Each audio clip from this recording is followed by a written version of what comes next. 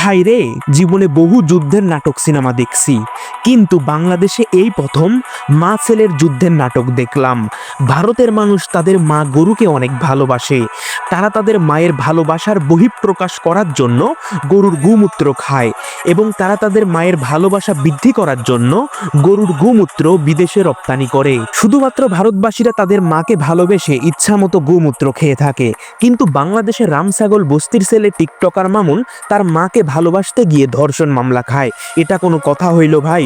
এসব কাহিনী শুনতেও যেমন খারাপ লাগে, ঠিক তেমনই হাগু করতেও মজা লাগে। ভাই রে, পৃথিবীতে যদি কোনো ভদ্র মেয়ে থাকে তাহলে সেই ভদ্র মেয়ে হলো মিয়া রানী। এখন দেখি অনামিকা ঐশী মিয়া রানীর থেকেও কঠিনতম ভদ্র মেয়ে।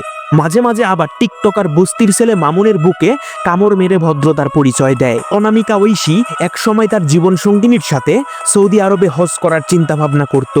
ভাইরে, এখন দেখি পরপুরুষের সাথে কামড়াকামড়ি করে। আর এই কামড়াকামড়ির কাহিনী দেখে আমার বন্ধু কাউসার আহমেদ মহিলা বস্তির ছেলে মামুনের মতো টিকটক ভিডিও বানানো শুরু করে দিছে।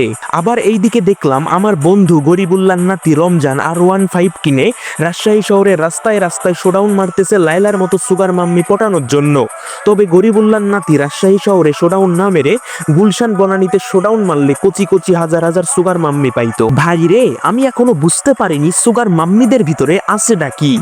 ভালো মতো সুগার মাম্মিদের দিকে তাকাইলেই বোঝা যায় সবকিছু ঝুলে গেছে। ভাই রে, গুলশানের ভাবিদের কথা বলতেই মনে পড়ে গেল আমার বন্ধু কাউসার আহমেদ মহিলার কথা।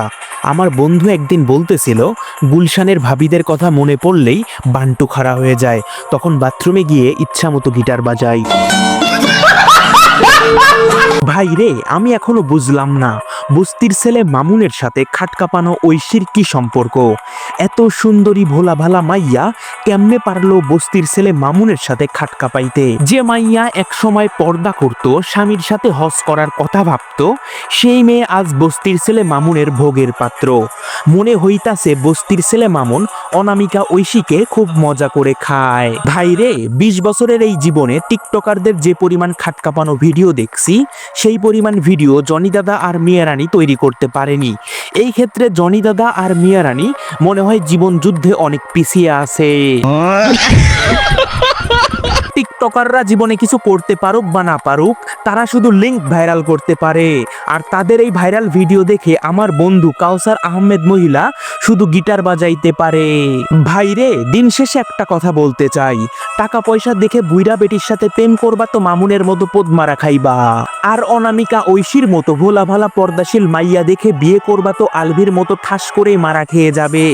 জীবনে বড় কিছু হতে চাইলে পড়াশোনা করো, পড়াশোনা করবে তো ভবিষ্যৎ উজ্জ্বল হবে। আর পড়াশোনা বাদ দিয়ে টিকটক করলে মামুনের মতো গোয়া মারা খেয়ে যাবে। তো যাই হোক, ভোলা ভালা মাইয়া অনামিকা ঐশী আর বস্তির ছেলে মামুনের কামড়া কামড়ির ভিডিও কেমন লাগলো একটু কমেন্ট বক্সে বলে যাইও।